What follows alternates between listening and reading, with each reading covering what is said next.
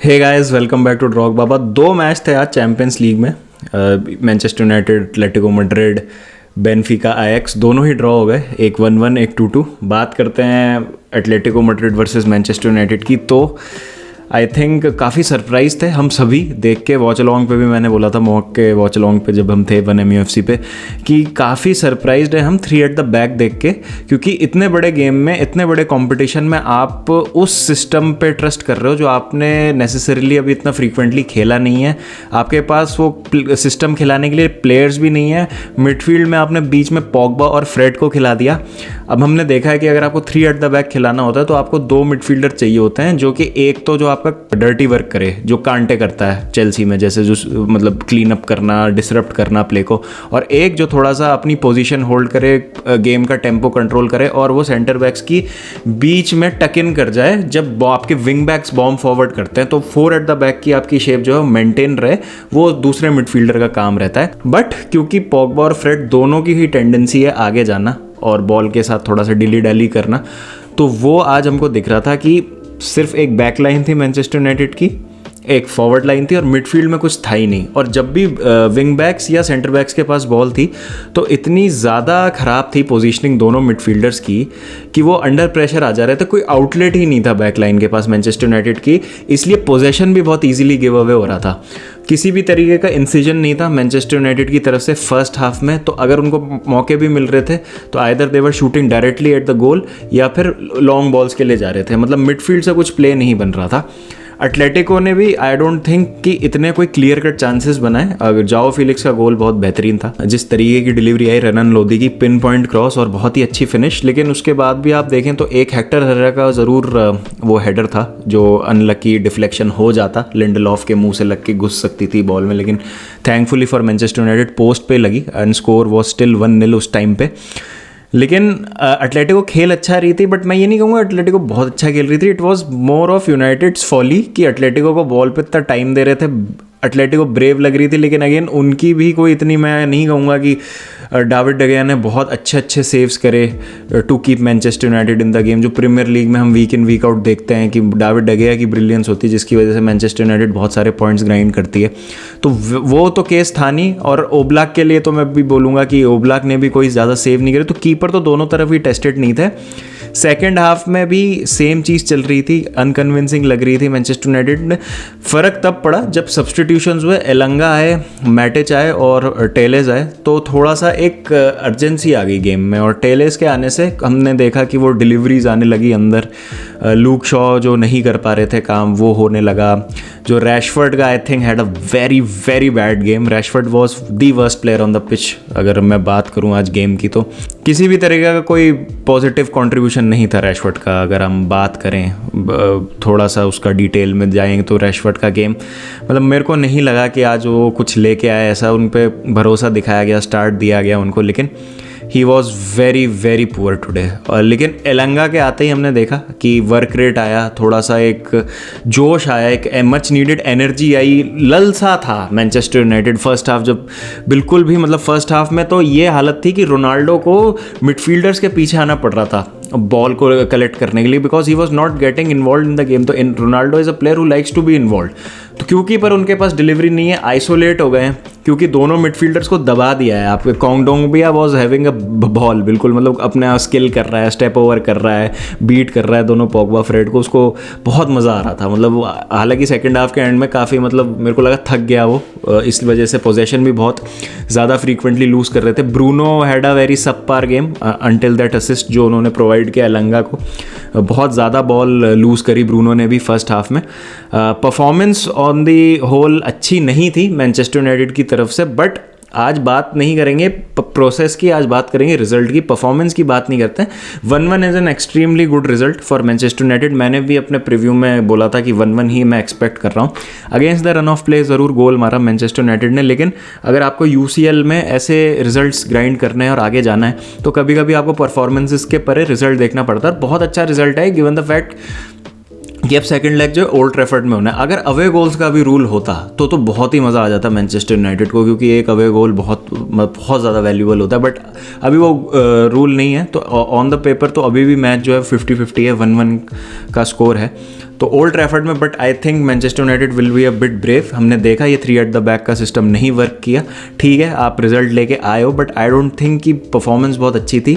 Unlucky थी 2 occasions पर Atletico, एक तो जो हेक्टर हरेरा का हेडर लिंडलॉफ के गोल में जा सकता था, दूसरा ग्रीजमैन का जो लास्ट में सेकेंड हाफ में एक सेट पीस से उनको मौका मिला था, कॉर्नर से मौका मिला था ग्रीजमैन को, वो भी थोड़ा सा अनलकी थे। तो वहाँ पे अलार्म बेल्स ज़रूर हैं जो, और मतलब एक इंडिकेशन है मैनचेस्टर यूनाइटेड के लिए, the things that they need to worry about. But result की अगर मैं बात करूँ तो it's a massive draw for them, और बहुत ही अच्छा यहाँ पर एक कॉन्फिडेंस बूस्ट मिलता है उनको। और सेकेंड लेग में I will put Manchester United as favourites, और I think they will go through और हरा देंगे वो एटलेटिको को ओल्ड ट्रैफर्ड में। बाकी देखते हैं क्या होता है, UCL है, कुछ भी हो सकता है। बट आज 2 चीज़ें तो क्लियर हो जाती हैं कि 3 एट द बैक खेलने के लिए मिडफील्डर्स नहीं है यूनाइटेड के पास, वैसे तो 4 एट द बैक खेलने के लिए भी नहीं है। डबल पिवट की हम बात करते हैं, CDM की बात करते हैं, लेकिन स्टिल एक स्ट्रक्चर दिखता है, एक फ्लो दिखता है गेम में व्हेन दे प्ले 4-2-3-1। बट ये 5-2-3 वाला सिस्टम में खिलाने के लिए प्लेयर्स नहीं है यूनाइटेड के पास। और दूसरा आई थिंक 4-2-3-1 के साथ ही जाएंगे वो, they will sacrifice one of their defenders for an extra midfielder in the second leg, क्योंकि उसकी वजह से फिर आपके अटैकर्स जो हैं वो ज़्यादा इन्वॉल्व होते हैं गेम में। और आज हमको दिख रहा था कि भाई कुछ भी नहीं कर पा रही थी मैनचेस्टर यूनाइटेड किसी भी तरीके की। आई थिंक फर्स्ट हाफ में तो दिक्कत पोज करी ही नहीं एटलेटिको के लिए, एक भी शॉट शायद टारगेट पे नहीं था फर्स्ट हाफ पे, if I am not wrong. But अगर आप देखेंगे स्टैट्स देखेंगे तो पोजेशन यूनाइटेड का ज़्यादा था, पासेस कंप्लीट ज़्यादा थे, लेकिन वो सारे जो पासेस थे वो उन्हीं के हाफ में थे। साइडवेज पासिंग बहुत ज़्यादा हो रही थी, प्रोग्रेसिव पासिंग बिल्कुल नहीं दिख रही थी। तो एटलेटिको को हराने के लिए तो आई थिंक काफ़ी होगा, बट जैसे एज द टूर्नामेंट प्रोग्रेसेस, जैसे जैसे जो कहानी आगे बढ़ेगी चैंपियंस लीग में, इस तरह की परफॉर्मेंसेस से आप जो और स्टैब्लिश टीम्स हैं इस टूर्नामेंट में अच्छी, जैसे मैं बात करूँ बायर्न म्यूनिक हो गई, अभी खैर उनका साल्सबर्ग से मैच बाकी है, वो भी 1-1 ही ड्रॉ हुआ था, बट जैसे मैनचेस्टर सिटी है, लिवरपूल हैं, आईएक्स हैं, इनके अगेंस्ट बहुत दिक्कत आएगी अगर आप इस तरीके का गेम खेलेंगे, तो वो बहुत ईजीली खोल देते हैं। और आज हमने वही देखा था, टाइम एंड अगेन बहुत ईजीली खुल रही थी मैनचेस्टर यूनाइटेड की बैकलाइन, लेकिन रिजल्ट निकाल लिया है। तो काफ़ी एक अच्छा यहाँ पर ड्रॉ 1-1 इलंगा का अच्छा फिनिश था, मुझे अच्छा लगा। जब इतने यंग प्लेयर्स एक अच्छा कंपोजर दिखा के फिनिशिंग करते हैं और पोटेंशियल दिखाते हैं तो मुझे बड़ा मज़ा आता है देखने में। तो मतलब गुड ऑन इलंगा यार, and big up to him, और credit goes to him for taking that chance. उसने क्रूशल सिचुएशन में एक चांस मिला और आपको उसको लेना है, और वो किया इलंगा ने। तो काफ़ी मतलब अच्छा, यहाँ पे काफ़ी पॉजिटिव्स हैं, बट क्लियर भी हो जाती हैं कुछ चीज़ें कि इतने बड़े मैच में एक तो एक्सपेरिमेंट मत करो, दूसरा 3 एट द बैक मत खिलाओ जब आपके पास मिडफील्डर नहीं है वो सिस्टम खिलाने के लिए। आईएक्स बेनफिका का ड्रॉ हो गया 2-2। सेबास्टियन हालर ने एक ओन गोल मारा और फिर एक गोल भी कर दिया। बेनफिका ले गई वो गेम एंड में, बट साइमल्टेनियसली चल रहे थे दोनों गेम, तो मैच तो मैंने देखा नहीं। बट जैसा मैंने कहा कि एक अच्छा ड्रॉ है ये मैनचेस्टर यूनाइटेड के लिए, वैसे ही मैं कहूँगा बेनफिका के लिए एक बहुत अच्छा ड्रॉ है, बहुत अच्छा रिजल्ट है आईएक्स से ना हारना। नेक्स्ट जो लेग है वो आईएक्स के होम में होगा एम्स्टरडैम में, तो देखते हैं क्या होता है कि आईएक्स वही फोड़म फाड़ी करेगी जो करती आई ग्रुप स्टेज में, या फिर मतलब हम देखेंगे कि बेनफिका एक रिजल्ट लेके जा सकती है वहाँ पे भी। बट अच्छा रिजल्ट है, 2-2 is a good result for Benfica, जहाँ पर अवे गोल्स इन्वॉल्व नहीं है। स्पर्स जो है वो बर्नली से हार गई, मतलब अमेजिंग टीम है स्पर्स जो है। मैंने अपने पिछले वीडियो में भी कहा था ना, Antonio Conte Spurs is an incredible roller coaster. City के अगेंस्ट अच्छा खेल के, बढ़िया खेल के, टाइटल रेस को इंटरेस्टिंग करके, लिवरपूल का काम बना के आप बर्नली से हार गए, मतलब गजब है भाई ये स्पर्स की कंसिस्टेंसी के बारे में तो मैं क्या ही बोलूँ। कुछ गेम्स इन हैंड थे उनके पास, उसमें उन्होंने 3 पॉइंट निकाल लिए मैनचेस्टर सिटी के अगेंस्ट, लेकिन बाकी टीमों से हार रहे हैं और ड्रॉ करा रहे हैं। तो काफ़ी मतलब अजीब सी चीज़ है ये। टॉप 4 की रेस जो है उस पर तो फ़ायदा ही हो जाता है आर्सेनल को, मैनचेस्टर यूनाइटेड को, वुल्स को, लेकिन स्पर्स के लिए आए सब बमर भाई, मतलब कैसे हार गए यार बर्नली से। मैच नहीं देखा ऑब्वियसली, हम एटलेटिको और मैनचेस्टर यूनाइटेड देख रहे थे, मैच देखेंगे तब पता चलेगा, क्या पता स्पर्स ने डोमिनेट किया हो वो गेम, बहुत चांसेस मिले उनको, मिस कर दिया, तो अभी मैं कुछ कमेंट कर नहीं सकता। बट सिर्फ रिजल्ट पे मैं बोलूँगा, रिजल्ट भाई बिल्कुल भी सही नहीं है स्पर्स के लिए। Still they are in the race, मैं ये नहीं कहूँगा everything is over, but come on यार, सिटी को हरा के बर्नली के अगेंस्ट तो जीतो यार। टर्फ मूव में जा रहे हो आप, कॉन्फिडेंस लेके जा रहे हो, Burnley are literally fighting for relegation right now, और मतलब इस तरीके का रिजल्ट जो है it's not good for Spurs hopes.